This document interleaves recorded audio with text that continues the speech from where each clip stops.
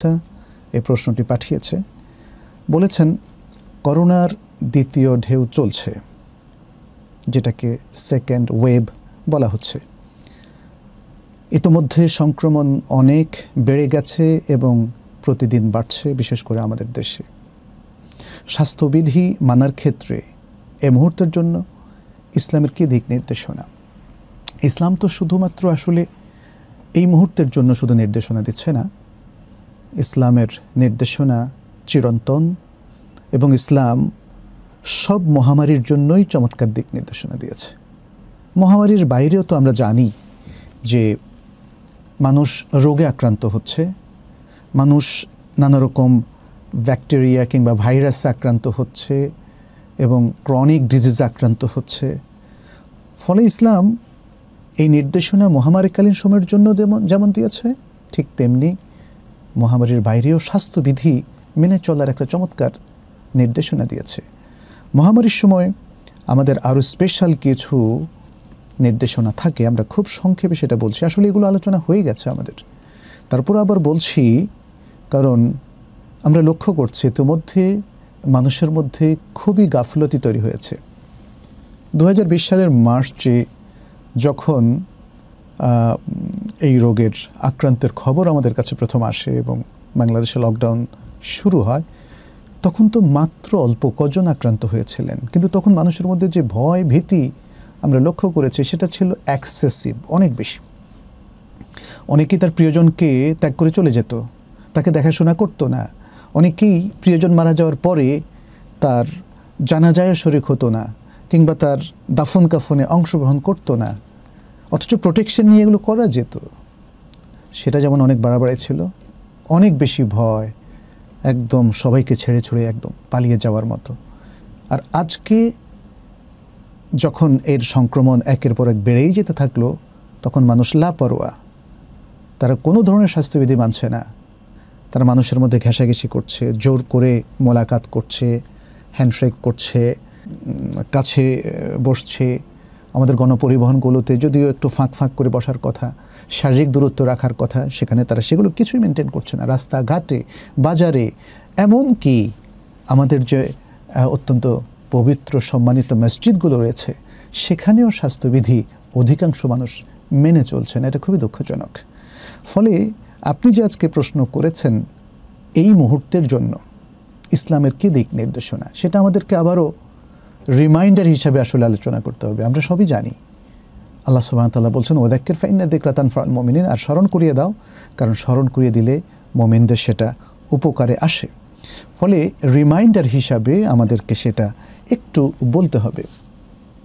আমি এখানে প্রথমে একটা বিখ্যাত হাদিস এখানে উল্লেখ করতে চাই, যেটি কাছাকাছি এবারতে ভাষ্যে বিভিন্ন হাদিসের গ্রন্থে এসেছে।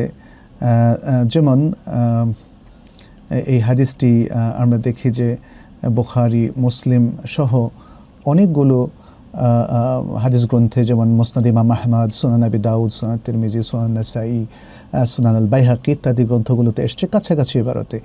হাদিসটির ভাষ্য হলো নবী সাল্লাল্লাহু আলাইহি ওয়াসাল্লাম বলেছেন, ইবাদাল্লাহ, হে আল্লাহর বান্দারা, তাদাওয়াউ, তোমরা দাওয়া এবং ঔষধ মেডিসিন গ্রহণ করো। ফাইন্নাল্লাহ তাআলা লাম ইয়াদা দাআন ইল্লা ওয়াদা লাহু দাওয়া ইল্লা দাআন ওয়াহিদান আল হারামু, যে কারণ আল্লাহ সুবহানাহু ওয়া তাআলা কোনো রোগী তিনি দেননি যার কোনো দাওয়া তিনি রাখেননি। অর্থাৎ যত রোগী দিয়েছেন তার একটা দাওয়া বা ঔষধ তিনি রেখে দিয়েছেন, তবে একটা রোগ ছাড়া, সেটা হলো বৃদ্ধত্ব, আল হারাম, প্রৌঢ়ত্ব বা বৃদ্ধত্ব। তাহলে এখানে আমরা দেখতে পাচ্ছি রাসূল সাল্লাল্লাহু আলাইহি সাল্লাম স্পষ্টভাবে আমাদেরকে আসলে দাওয়া গ্রহণের নির্দেশ দিচ্ছেন। দাওয়া গ্রহণটাই হচ্ছে আসলে স্বাস্থ্যবিধি মেনে চলা। কারণ অনেক সময় সরাসরি ওষুধ খাওয়ার চাইতে প্রিভেনশন মোডে, অর্থাৎ যেটাকে আরবিতে বলা হয় আল ওয়াকায়া, এই জন্য আরবিতে আরেকটা কথাও বলা হচ্ছে আল ওয়াকায়াতু খায়রুম মিনাল ইলাজ, ট্রিটমেন্ট বা চিকিৎসা গ্রহণের চাইতে ওয়াকায়া বা সাবধানতা এটা অনেক বেশি কার্যকর। স্বাস্থ্যবিধি মেনে চলার দুটো আসলে প্রকারভেদ আছে। একটা হচ্ছে কেউ যেমন করোনা বা কোভিড-19 আক্রান্ত হওয়ার আগেই আক্রান্ত হওয়ার যে প্রিভেন্টিভ মোডগুলো আছে, স্বাস্থ্যবিধিগুলো আছে, সেগুলো মেনে চলবে। যেমন সে হাত ধোবে, যেমন সে মাস্ক পরবে, কারণ নাক দিয়ে আসলে এই অথবা মুখ দিয়ে এই ভাইরাসটা ঢোকে। এবং আমরা জানি যে আমরা যখন হাত দিয়ে অনেক কিছু স্পর্শ করি, আমাদের হাত অনেক কিছু স্পর্শ করে বিভিন্ন মানুষের সাথে কিংবা জায়গার সাথে, বিভিন্ন যে আমরা টেবিলে বসলে টেবিল ধরি, বই ধরি, কত কিছু অবজেক্টগুলো ধরি, তখন সেখানে যদি এই ভাইরাসটা থাকে, এই ভাইরাসটা হাতে হাতে স্পর্শ করলে, ঘর্ষণ করলে কিন্তু শরীরে ঢোকে না। এই ভাইরাসটা যদি আমি পায়ের উপরে হাত রাখি বা এই যে হাঁটুর উপর রাখি, তাতেও কিন্তু আমাদের শরীরে প্রবেশ করে না। করে যখন আমি আঙ্গুল দিয়ে নাকে প্রবেশ করাই অথবা মুখ দিয়ে আমি যখন মানে এই স্পর্শগুলো করি, তা সেই জন্যই আসলে মাস্ক পরার কথা। আর এগুলো হচ্ছে প্রিভেন্টিভ মোড। আর যখন কেউ আক্রান্ত হয়ে যান, তখন চিকিৎসা গ্রহণ, এটা হচ্ছে স্বাস্থ্যবিধি। তাহলে স্বাস্থ্যবিধির দুটো, একটা হচ্ছে প্রিভেনশন, যেটাকে আরবিতে বলা হবে খায়া, আর আরেকটা হচ্ছে দাওয়া বা ঔষধ গ্রহণ করা, অর্থাৎ ট্রিটমেন্ট করা। যখন কেউ আক্রান্ত হবেন তখন ট্রিটমেন্ট করবেন। এই জায়গায় আমরা একটু কিছু কথা বলতে চাচ্ছি। যেমন আমরা বলবো যে শারীরিক দূরত্বের কথা যেটা বলা হচ্ছে, সেটা কিন্তু মেনটেন করাটা আসলে স্বাস্থ্যবিধির মধ্যে পড়ে। এগুলো নিয়ে হাসাহাসি করা বা এগুলোকে ইমানের বিপরীতে বা ইসলামের বিপরীতে দাঁড় করানোর কোনো মানে নেই। আমরা দেখতে পাচ্ছি যে এখানে ওআইসির যে আন্তর্জাতিক ফেক একাডেমি রয়েছে, সেখানে কিন্তু করোনাকালীন একটা চমৎকার ইনস্ট্রাকশন এখানে দেওয়া হয়েছে। এটা ওয়েবসাইটে আপনারা পাবেন আরবি এবং ইংরেজিতে। আমি অল্প কিছু এখানে তুলে ধরছি, সবগুলো আসলে বলতে গেলে অনেক সময় লাগবে। প্রথম হচ্ছে এখানে রাষ্ট্রীয়ভাবেও কিছু দিক নির্দেশনা দেওয়া হয়েছে, ব্যক্তিগতভাবে দেওয়া হয়েছে। আমি ব্যক্তিগতভাবে তুলে ধরছি। 5 নম্বরে বলা হচ্ছে আন-নাযাফাতু ফিল ইসলামে ইবাদা। ইসলামে পরিষ্কার পরিচ্ছন্নতা একটা ইবাদা হিসাবে গণ্য এবং আল্লাহর নৈকট্য হিসাবে গণ্য। এর উপর অনেকগুলো দলিল এখানে পেশ করা হয়েছে। যেমন সূরা আল মাইদার 6 নম্বর আয়াত, সূরা আল বাকারার 222 নম্বর আয়াত, সূরা আল মুদ্দাথিরের 4 নম্বর আয়াত, এবং হাদিস যেটা সহিহ মুসলিমের মধ্যে এসেছে, আত-তাহুরু শাতরুল ঈমান, তাহারাত বা পবিত্রতা অর্জন ঈমানের অর্ধেক।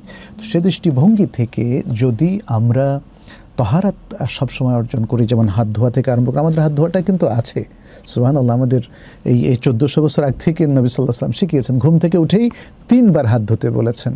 কারণ কোথায় হাত ছিল আমরা জানি না।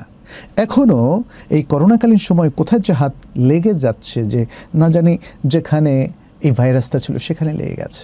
অতএব আমরা হাতটা ধুয়ে নেব। সালাতের জন্য হাত ধোয়া মানে যেটা আমরা অজুর মধ্যে করে থাকি, সেটা একটা ইবাদা, সেটা ইবাদতের একটা পার্ট, তাই না? আর জাগতিক কারণে পরিষ্কার পরিচ্ছন্নতার জন্য হাত ধোয়াটা শরীয়তে অনুমোদিত একটা কাজ, এবং বিশেষ করে যেখানে সংক্রমণের সম্ভাবনা রয়েছে সেখানে খুবই স্ট্রংলি রেকমেন্ডেড একটা কাজ। এটা গেল একটা। তারপরে 6 নম্বরে তারা বলছেন যে যারা আক্রান্ত হবেন তারা আইসোলেশনে যাওয়াটা, এটা স্বাস্থ্যবিধির সাথে মানানসই।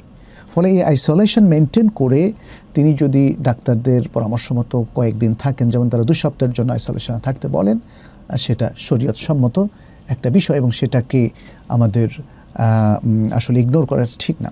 এরপরে শারীরিক দূরত্বর বিষয়েও তারা বেশ অনেকগুলো এখানে হাদিস নিয়ে এসেছেন, যাতে শারীরিক দূরত্বের মধ্য দিয়ে প্রিভেনশন মোডটা আসলে অনুসরণ করা যায়। কারণ কি, যদি আমরা ঘেঁষাঘেঁষি করি তাহলে এই রোগের সংক্রমণটা বেড়ে যেতে পারে, যেটা আজকে প্রমাণিত। আমরা মার্চ মাসে প্রথম সপ্তাহের পর থেকে দেখলাম প্রতিদিন সংক্রমণ ভয়ঙ্কর হারে বাড়ছে। এবং ইতিমধ্যে আমি আজকে কথা বললাম অনেকের সাথে, আত্মীয় স্বজন, এবং আমরা যে মসজিদগুলোতে জুমা পড়াই সেখানকার অনেক মুসল্লি আক্রান্ত। তাহলে এটা তো আর অস্বীকার করার কোনো সুযোগ নেই, এটা একটা বাস্তব বিষয়। তাহলে এটাকে ইমানের বিপরীতে দাঁড় করানোর কোনো সুযোগ নেই। আমরা স্বাস্থ্যবিধি মেনে না চললে কী হবে, নিজেরাই নিজেদের কর্মতৎপরতা দিয়ে নিজেদেরকে মৃত্যুর মুখোমুখি দাঁড় করাচ্ছি। আল্লাহ সুবহানাহু ওয়া তাআলা কোরআনের যেমন সূরা আল বাকারার 195 নম্বর আয়াতে বলছেন, ওয়ালা তুলকু বিআইদিকুম ইলা তাহলুকা, তোমরা নিজ হাতে নিজেদেরকে ধ্বংসের দিকে নিক্ষেপ করো না।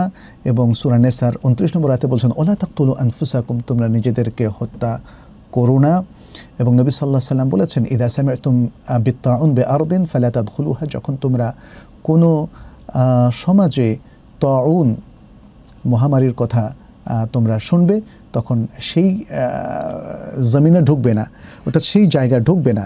আর এই জন্যই আজকে দেখি আমরা যে এই করোনাকালীন যে করোনা হসপিটালগুলো আছে সেখানে ডাক্তাররা পিপিএ পড়ছেন, নার্সরা পড়ছেন, ইভেন সমস্ত কর্মচারীরা পড়ছে, অন্যরাও সেখানে সেভাবে যাচ্ছে, এটা একটা প্রোটেকশন নেয়ার জন্য।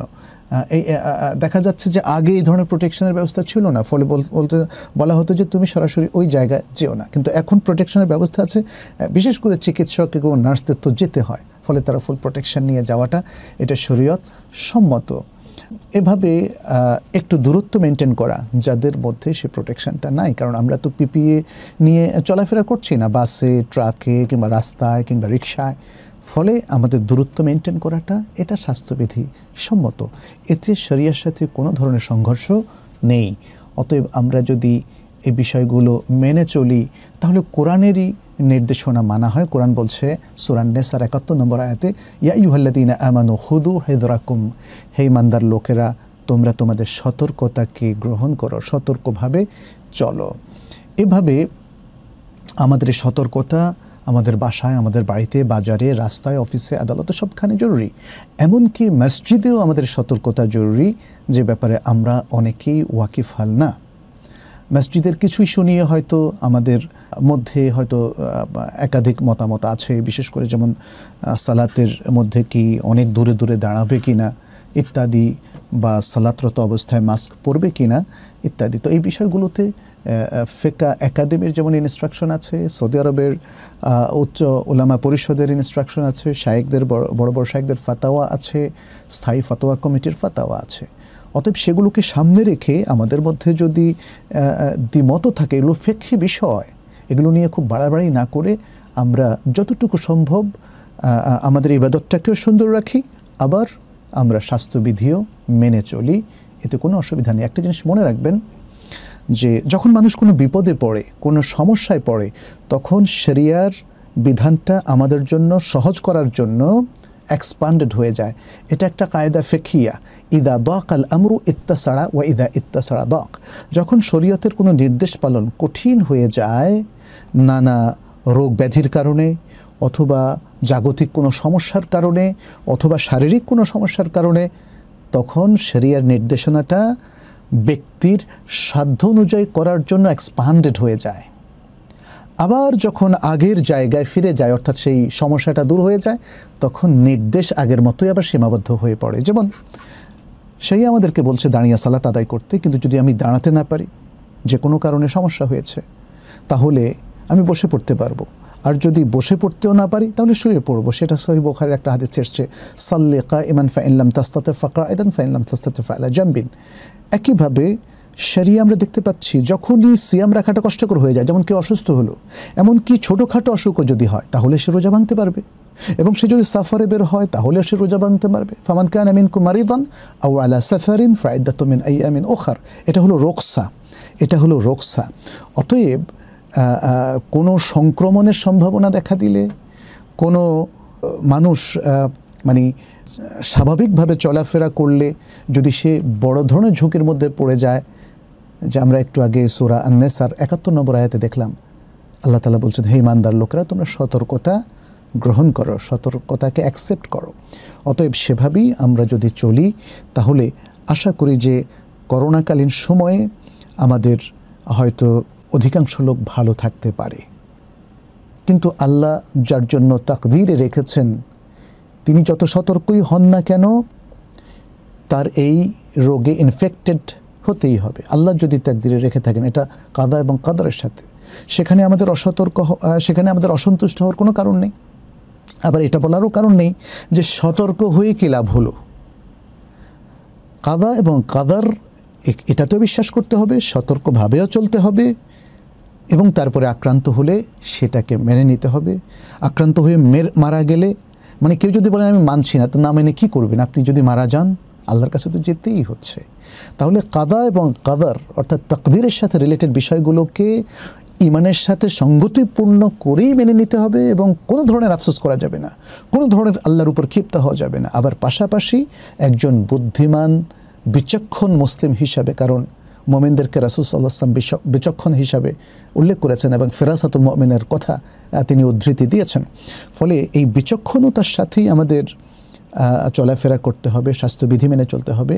বিচক্ষণতার সাথে আমাদের ঈমান এবং তাকদীরের প্রতি বিশ্বাসও ঠিক রাখতে হবে।